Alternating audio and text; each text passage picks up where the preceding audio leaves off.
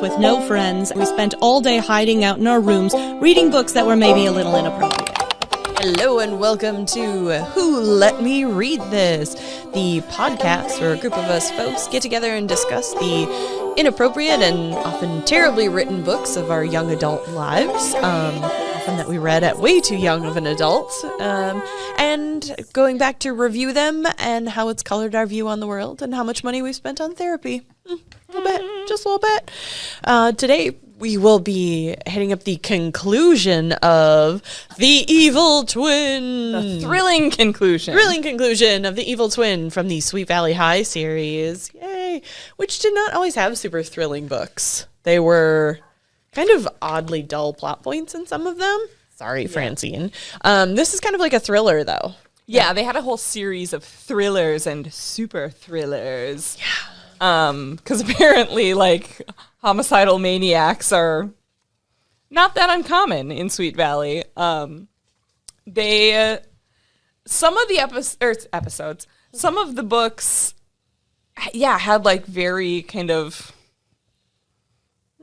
dull. I don't want to say dull. No, it was ordinary dull. kind of plot points. Like, Hannah was just talking about the next couple of books in the series. They like find out that their mom was married before. She has a first husband. Like, okay. There's one I remember very specifically from my youth. It's the whole plot point was that Mercury was in retrograde, so Jessica was clumsy for a while.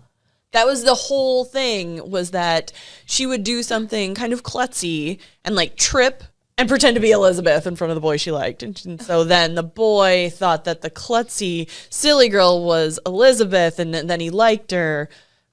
That was it. That was it. She was just clumsy. Like, shit, girl, you're probably just getting your period. That happens. I actually thought while I was reading this that it was much more interesting than I remembered, because I remember trying to read Sweet Valley High, and because it seemed like it should be something I liked. But I wasn't a twin, so there's probably one reason. And then I was bored, so. Hot takes from our guest, Michelle White. But this was much more interesting. I must have started, who knows what one I picked up, and I got to, I'm like, oh yeah, they fancy. Look how cute they are. I like this description of clothes. Oh, okay, no. That's all. Never I'm mind. bored. Jessica has to take a test and she didn't study, so she wants Elizabeth to take it for her. I'm pretty sure that was the plot of one of the books too. That's it. That's it. And also with us today, Miss Sarah Wallish and her twin, not the evil twin. This is, well, we haven't established that you're the good twin, but we've established you're not the evil twin, Hannah Wallish. Would you say you're the good twin? In general, I would, but I was thinking about what's the worst thing that ever happened between us, and like what's my most evil twin moment. And I have to say it was when I stabbed Sarah in the leg with a pencil. She gave me my first tattoo. Yeah, so I have a mark. if you ever from, look at Sarah's upper thigh, she has a piece of graphite still embedded in her leg. Yep. Courtesy of me. Was this intentional? Was Yes, there reason absolutely. It was in a moment of anger. I threw a pencil at her and it hit her in the head. And so she took it and whack. Stabbed me in the leg with it. Yep. Right. How old were you guys? High school? Probably. Like young, like late middle school or early high school, probably. Yeah, not like a toddler and like No, there was like definite intent behind it. Sorry about that. It's fine. Has she apologized before this moment? I don't think so. That was it. Do your parents know about this? Oh, I mean, yeah, they I do think now. They probably but- do, yeah. Oh, they probably do? This wasn't a thing like you ran immediately to them like, pencil in my leg. No. Oh. I mean, I probably did something to like instigate. Wow. Did you retaliate? No, I'm just really curious. Not right Like- away. Not that she knows about. I spiked her punch at the Jungle From. I haven't finished that dream yet. I didn't know. Which leads us right into our recap so everyone can get caught up. Nice tie-ins. So If you haven't listened to our previous episodes or hadn't read the book, just to catch you up a little bit, the Wakefield twins are going through some issues because Liz drank some spiked punch that Jessica spiked, and she drove drunk and crashed, killing Jessica's boyfriend Sam, and then got arrested for manslaughter and got acquitted for it, though, because it was fine. She's young and blonde, so those things happen. And then their parents just so happen to get tricked into leaving town conveniently right when their evil doppelganger, Margot, shows up, who is plotting to murder Elizabeth and assume her identity, which is just easier than creating, her own life. Gotcha. And then Margot paid local dirtbag James to date Jessica and spy on the twins, and instead he fell in love with Jessica. So Margot murdered him because that's her go-to move. All about that. Oh, this didn't go the way I expected. Murder it. Right. Done. And then the only person who saw what really happened and knows who Margot is Josh Smith, the brother of one of the other people she's murdered. And she lets him take the fall for James's murder. Yep. Dang, she's all about that murder. So Margot's big plot that she's let us know is really centering on the huge New Year's Eve party at Jessica's best friend Lila Fowler's mansion. And because, of course, it's a huge party with lots of witnesses, that's exactly where you should murder someone. And then Josh easily breaks out of jail, pretty simply, and heads to the party to try and thwart all of this. And Margot has made this intricate plan to wear the same dress to the party as Elizabeth in preparation to take over her identity. And right before the party, Elizabeth, who took, like we mentioned before, she took a disco nap before the party. Teenagers didn't do that. Yeah, that's definitely an adult move. Right. But Elizabeth had a dream right before the party and realizes that it was Jessica who spiked her punch at the jungle prom. What?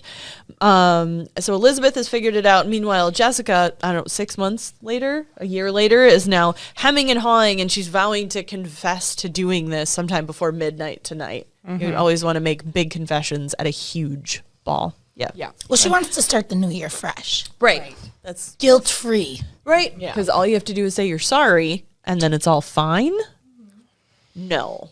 But Get some Elizabeth's therapy. kind of already also, she has the dream and realizes, oh, Jessica spiked my punch and then that's why all this happened. And then she immediately goes into like, oh, but think about how hard this must have been on her. I'll forgive her. What? She also stole your boyfriend. Or started dating your boyfriend. You can't steal a boyfriend. Like, started dating your boyfriend while you were in jail. Right. Rude. And then tried to keep you from getting back together. Yeah. It's not just the punch. There's a lot. There's a lot of layers to this. WTF, Todd. Todd. Gross. Gross. Never trust a name with two similar consonants. Uh-oh, Hannah. Where's the pencil? Shuffle over. Safe. So now it's the big day of the party. It's happening, but it's storming. And they're at the party, but Liz knows that Jessica's going to be at the party because you always want to go to a party where people you're having issues with. And she just runs upstairs to avoid her. Fine. And then Todd, who's lame, he's heard about Josh's escape from jail and thinks that he's coming after Liz and follows her upstairs. Yeah, she's like, I need to go to the bathroom. And he's like, I'm just going to follow you because I have to keep you safe. And that's the way to do it. To never Come let go on, to my side. Todd. Come on, Todd. So then once they're upstairs, she tries to put the moves on him. And that's when he immediately realizes that it's not Elizabeth. Because you want to be suspicious when your girlfriend puts the moves on you. Yeah. At a party. Once again, that's my job. Stop trying to take my job. Yeah. This is what I do. So then he realizes. Only I can pressure someone for sex. Oh, Todd, Oh, come on. Todd. So problematic. That's when he realizes it's really Margot. He remembers that Josh told him that there was a girl who looked just like Elizabeth and Jessica who was trying to, like, harm Elizabeth and finally, like, connects the dots. Right? Instead of sitting down saying, hey, family, let's all have a conversation about this. This guy said this thing and things have been weird. What do you guys think about this? Nope. In addition, right before she ran upstairs, her friend said to her, "Oh, I just saw you." And she's like, "No, I didn't." And the other friend said to her, "We went shopping." And she's like, "No, we didn't." Yep. And this has been happening the whole book. Yep. The mom's like, "You were wearing something else." "No, I wasn't." wasn't. And they Thanks haven't. for helping me clean the house. I didn't do that. Right? And neither of them have mentioned this to anyone, that they keep being mistaken. Like, and it's big things, not like little things, from multiple people. So, I mean, if one of them would have just even hinted that something weird was going on. Anyways. Nope, not at all. None of those. Again, communication. Yes. Communication, everyone. Talk to each other. So, Margot's like, it's really me. And then she just nails Todd in the face with a statue. And that moment, I am Team Margot. Like, yep. Get him. And she goes to really wail on him and thinks about killing him, but changes her mind. She's like, no, I'm not going to kill him. Because that might throw suspicion. Right. Not like he's gonna wake up and be like, hey, there's someone pretending to be Elizabeth who hit me in the face with a statue. But no one will believe him. Right. The other people I murdered, they would have believed, but him, they won't. Yep. Yeah. It's her line of reasoning. Yep. And she said he was too handsome because It's too handsome to I'm murder. gonna save him to be my boyfriend. right, because he's definitely going to be your boyfriend after you nailed him in the face with a statue. And after he saw your soulless eyes. Yeah. Did you not notice when they weren't sparkling? Fine. Sparkling eyes. So then she finds the room where Liz is, but then poses as Jess. Again, all hinging on them wearing the correct dress. No one's ever changed Well, and she their just mind about an talks outfit. to her through the door. She's like, hey, it's Jessica. I need to talk to you really, really bad. Meet me by the pool house. Bye. Yep. And Liz is like, it's super storming outside. I don't want to run out to the, you're gone. I guess I will go. Yeah, because you're just like, nope. If I'm pissed at my sister and she's asked me to do something, I'm like, no, bitch, no. I will just see you later. Especially Never. if it's something really inconvenient. Like, you want me to run through the pouring rain out to this outbuilding. Nope. No. Not gonna. No. We Also- can talk in this, empty bedroom. Right. Also, is Lila really that rich if she doesn't have an indoor pool? I mean, with a connected, they have to go outside to a pool house. Peasants. Yeah. Just saying. So now Jessica is looking for real Liz, and she's seeing a flash of lightning. He sees her heading out to the pool house and follows her. And Josh sees Margot and Liz heading towards the pool house and follows them. And Steven has finally decided to be useful in the book, and he's heard the news report about Josh breaking out of jail, and he goes to make sure Liz and Jess are safe. And Todd comes to, he tries to figure out where Liz went after. So everyone is starting to converge upon the pool house. Right? It's all happening at the same time, and yet everything is taking very different amounts of time. Hugely different. Ridiculous. But it's almost midnight, so things have to happen. Because it's New Year's and it's almost midnight. And also in my head, this was different because we're this podcast is recorded in Milwaukee, Wisconsin, or Oak Creek, Wisconsin, where it is cold as fuck on New Year's and there's snow. Yeah. And they're like, it's New Year's and we're gonna run outside. I'm like, what's wrong with you? I thought that about the strapless dress. I'm like, what are you thinking? Yeah, it's winter. January. Why are you wearing a strapless dress in January? Something ridiculous. No, I'm that's like, just- can I put a turtle? I'm getting ready for New Year's Eve, and I'm like, can I put a turtleneck under this? your strapless dress? Under my strapless dress. I think it would look very nice. I think I could rock it with a turtleneck under it. We'll plan a New Year's party just for this. Some fleece tights. Opposite of fancy holiday. Everyone wear your flannel, your matching flannel jammies. Oh, isn't that kind of like the Higgy party we went to? Yeah. Yeah, where it was just it was all about just being a bum. Show up in your pajamas and Yeah. We'll eat some food. We'll lay around. trade books. Yeah, it was very nice. Actually, let's do that again. I Side was note, not invited to that party. I have no idea what you're talking about, so it really doesn't bother me. we'll talk. I was like, we'll talk. We'll make sure you're invited Put a note in the comments. if it happens again. It wasn't ours. But. I love to throw a New Year's Eve party because at the end of the night, everyone else goes home and you are already home. Yep. Yeah, but you got to clean. That's true. But you know what? Our friends, like, we're at that age where you have people over and everyone like puts their dishes in the sink before they leave. Yeah. They pick up their cups, you know. Yeah, everybody picks up their cups. Nobody That's breaks why I'm not anything. invited. Well, If I throw a New Year's Eve party, you're invited. Okay. yeah. It also helps to be friends with several stage managers. They're great to have at parties. Like, Yeah. they show up early. They help you put out all the food. They stay till the end of the night, and they're like, how do you want this packaged up? Do you have Tupperware for this? Let me send everyone off in place. Does everyone have their shoes? And you're like, thank you for stage managing my party. Bless the stage That manager. was really helpful. So now everyone's converging on the pool house. Margot's plan's about to come to fruition. She's getting ready to kill Elizabeth. Yes, Elizabeth gets to the pool house and finds Margot there, and they're wearing the same dress, and they look the same. And Margot tells her the plan in great detail while holding a knife. Yeah, just holding it up. Of course, that's how it always goes, right? They right before they murder you, reveal everything. Absolutely. And Which gives Jessica ample time to get to the pool house. Thank goodness. And we'll get into Margot's evil plan right after this word from our sponsors, from Sexy Hackers Clothing, giving us this awesome space for our podcast and several other podcasts on the channel, which you should check out.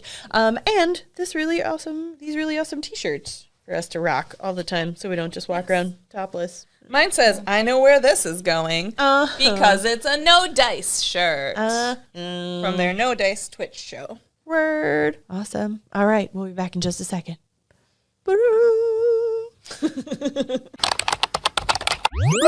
SexyHackers.com.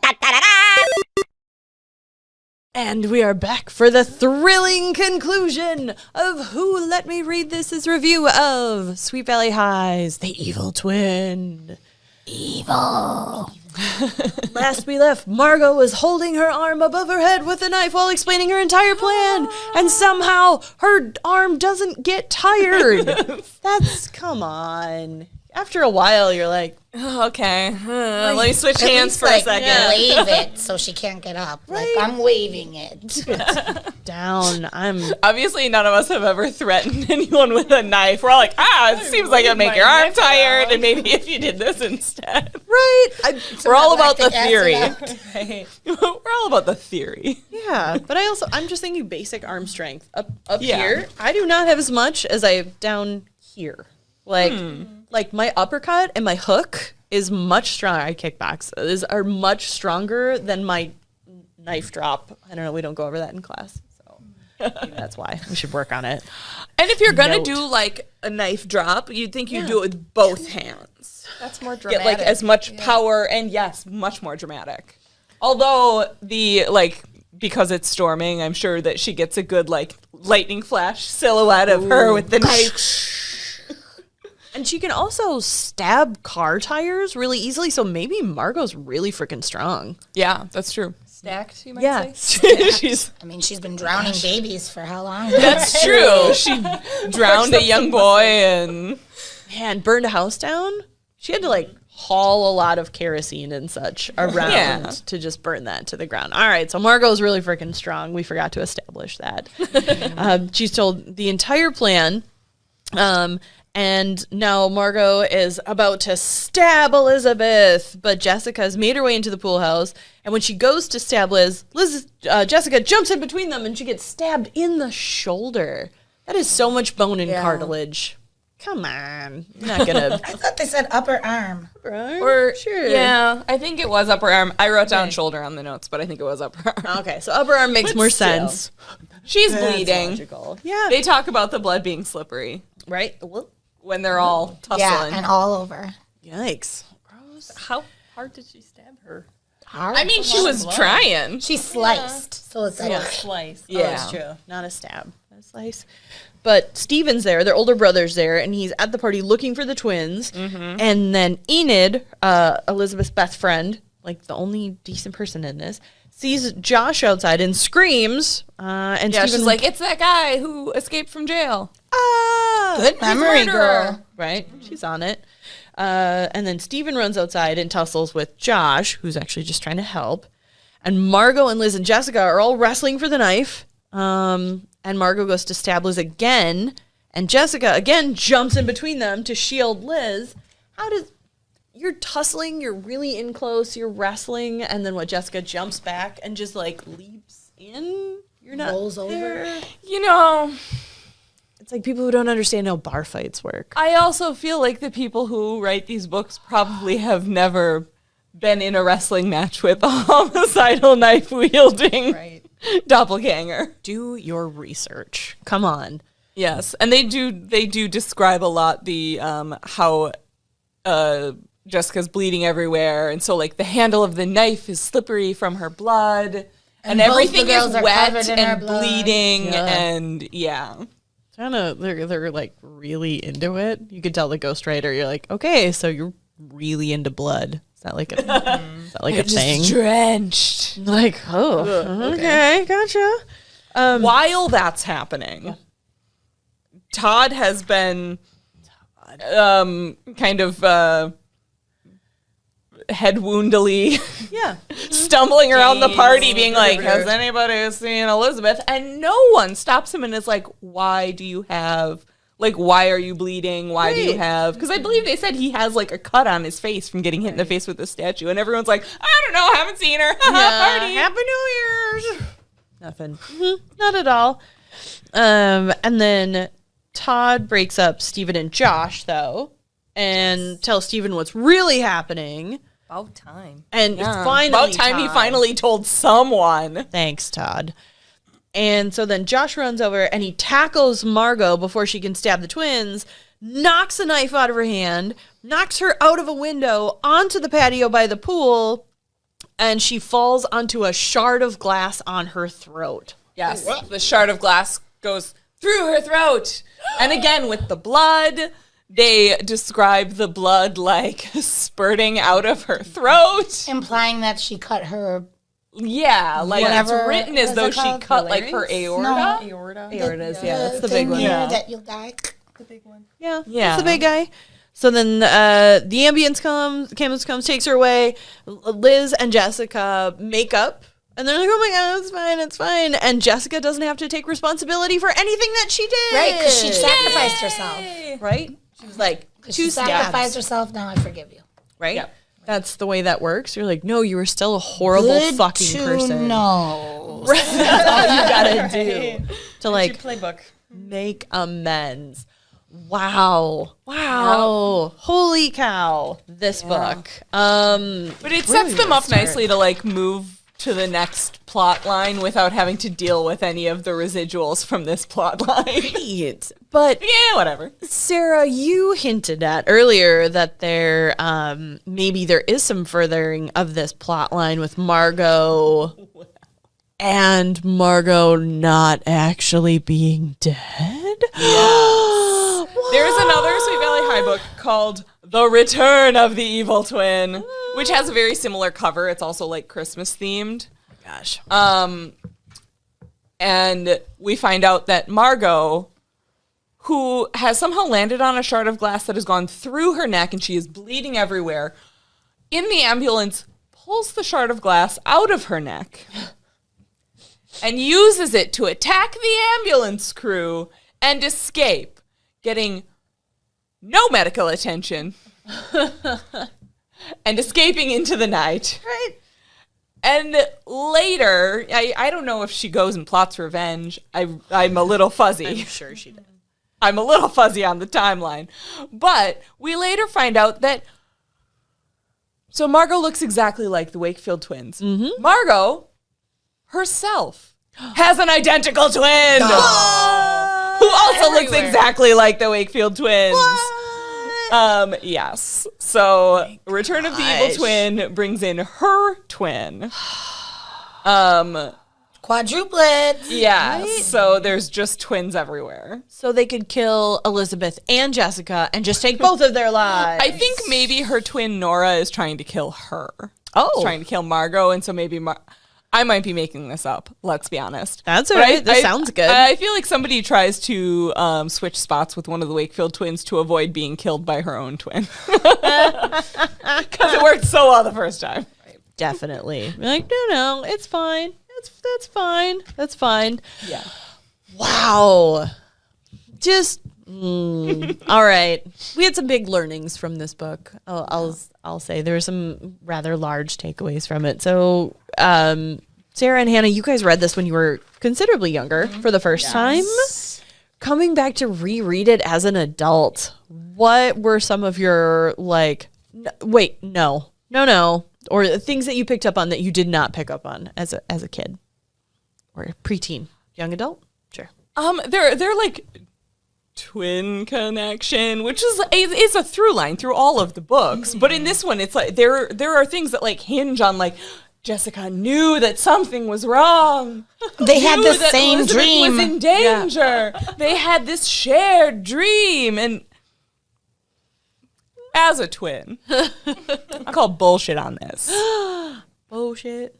You think that if they did really have a twin connection, they could have worked out their problems a little better. Right. Yeah. Their twin connection only kicks in when the problem is external. It doesn't kick in when the problem is that they are not communicating with each other. Right. Oh, and I mean, I get the whole like family connection thing. Yeah. We have like of the women in my family, we call it like the Holter women, connection stuff. There have definitely been times where on multiple occasions we go to pick up the phone to call one, like my mom or my sister, and one of the other of us is already calling. And it's not about anything important, it's just those things, family connection stuff. But no, we do not have the same dreams. You don't know, oh, they're in danger. Like I didn't get a stomach ache when my sister got a flat tire. I'm like, oh gosh. Whatever. Yes. Well, it's there, but no. Well, we read this book in middle school. The whole series in middle school. Yeah. And like so grade school. My biggest takeaway from it, and the thing I look back on now, is that, it was like, man, you really think high school is going to be exciting? None of this stuff happened. It's a lot of like going to class and being embarrassed when like the boy you like sees you not be able to get into your locker. Right. There were like no sequin tube dresses. There were, Speak for yourself. Okay, that's me. But the Sweet Valley High world is much different than real high school, and probably that's a good thing. Yeah. Well, I mean, they were models and they got to be on a TV show and they got to be in a movie and they got to, like, all of these things happen to them where you're like, none of these things happen to people. right? Well, is it that the Sweet Valley High world is different from the regular world, or is it that the Sweet Valley High school is so much different from Waupun High School? Well, Fair point. As a good chunk of us have grown up in central Wisconsin, so something It's mostly that Sweet Southeastern, Valley right? High does not have. I mean, I didn't find high school to be exceptionally boring. I did some exciting things, So is it just us? I remember, like, I traveled to California with kids because I won some contest. I was in a play that was downtown and got to get out of school, and the whole choir came to see me in the play because it was like a real play. Stuff like that. That was kind of exciting. Yeah. Not being on TV, not like murder, but Luckily. I thought it Right? was fun. Yeah.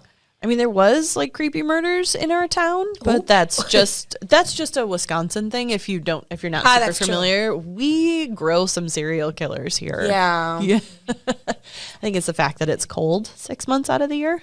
Yeah. We get antsy. There's not really anything else to do. Nothing to do but murder your neighbors. Well, a little bit. These things happen. But I agree. Sweet Valley High never had bring your tractor to school day. I guarantee it. All right. So who's the real winner here? Try and slash those tires. But they also did very grown-up stuff, like the high school going on dates. No, Like, you no. didn't go on dates like No, that. no. You did not go to a beach disco. What? No, I did think she said to her, Lila said, oh no, Jessica said to Lila, oh, did you sit and watch boys? And I was thinking, at like 16, like watching boys and thinking they were like, I didn't think a butt was cute till I was like 24. Like that wasn't something, when my mom's like, look at his butt. I was like, what? I was attracted to the 14-year-old boy that was like 5 inches shorter than me, who still looked 11. I don't because you're a child still. Yeah, but let's take that back to the fact that your mom was like, hey, look at his butt. I mean, I remember when my mom saw the movie Rob Roy, like I think you see Liam Neeson's butt, and she was wholeheartedly into it. Mm-hmm. She never would have said, look at his butt, though. No. She loved the George Michael video Faith. And it's his butt the whole time. Yeah. And then I have like forever thought that blue high heels were like the most grown up thing ever because she's tapping on this box with the blue high heels. Mm-hmm. I bought a pair. Man, I honestly don't know who my mom thought was attractive. Like when she was like, she never commented on those things. My mom's super young though. She was 18 when I was born. So 19. My mom likes a Scottish accent. Oh. Yeah. That's the thing. Yeah. Fair enough. I should see if she's seen Outlander. So Michelle and I read this as adults. Yes. And I think it was a little more ridiculous, at least on my point. It was a little more ridiculous because I just couldn't. I was like, oh, come on. People don't look alike. Nope. People don't look alike. You don't look alike. Even if you're twins, you don't look alike. Even identical twins, you can, like, if you know them, you can tell. Oh, like, yeah. There's no way. There's no way you would not, like, the difference between identical twins. There's no way a stranger twin would. No. Yeah. A stranger couldn't fool the two twins, of them, yeah. like, with each other. That wouldn't work. As an adult, more than like the ridiculousness, because you're supposed to ignore that part, was the mundane things that were just wrong about teenagers in general. Like they don't talk like that. They don't think about stuff like that. Like drinking the coffee and thinking they were going to be sore and looking at. No, that's not teenager thoughts. The most realistic teen response, in my opinion, was Jessica being just absolutely crushed because like the boy broke up with her. Mm-hmm. Right? That was the one time when I was like, that's totally like teenage response. Finally. Right? Also 35-year-old response. Right? Yeah, I mean. If you're... So the book was obviously written by a ghostwriter, but I feel like the ghostwriter was writing for the adult actors who would play the teens in the series. Like you were writing this for James Van Der Beek, playing as a teenager. Playing Josh. Yeah. I just like Josh Smith. Is he Josh or is he Todd? I feel like Todd would maybe be like picture him dark-haired for some reason. Young James Marsden. What's his name? Sarah Michelle Gellar's husband. Freddie Prinze Jr. Yeah, what a Todd. Yeah, he's basically played Todd multiple times. Yes, he always played. Yes. Yep. And the actor who died in the car crash. Oh my gosh, he was also in Varsity Blues. Paul Walker. He would have been in this. Yeah, definitely in this series. Maybe Paul Walker would have been James, like the bad boy. No, he would have been the Santa guy, the bro dude. Winston. I keep thinking of, so every time James happens in the book, I think of the guy on the other biker guy on Twin Peaks. I think of Crybaby. Oh man. I picture James as being really little. Fair. No, it's not Crybaby. What is it? He's like the crushed soul searching. Never mind, I can't remember. Fair enough. Well, all right. We'll check in with that next week. We'll figure it out. Oh man, so much good thing. Now that we've cast this series, everyone, Hollywood, get on it. When Peggy Sue got married. The guy who she gives all the info to, and he's like the soul searching rebel. Anyways. Okay. You guys look him up and then just leave his name in the comments. That'd be great. Yeah. Don't forget while you're down there to like and subscribe and do those things. And then tune in next week, next Wednesday, when we'll be taking on Judy Blume's Blubber. Wow. Problematic pet phobia for your New Year's resolution. Yeah, and bullying. Whoa. Woo. Yeah. yeah, good times. Lots of good stuff for that. But thank you very much to Sexy Hackers Clothing for giving us this awesome space every week to rock this out. And thank you so much to Sarah Wallish and Hannah Wallish for driving up from Kenosha to join us. Super drive from Kenosha to Oak Creek. No? Not that far. And Miss Michelle White. I'm Laura Holterman, and we will see you guys all next week. Bye. SexyHackers.com Stream Team.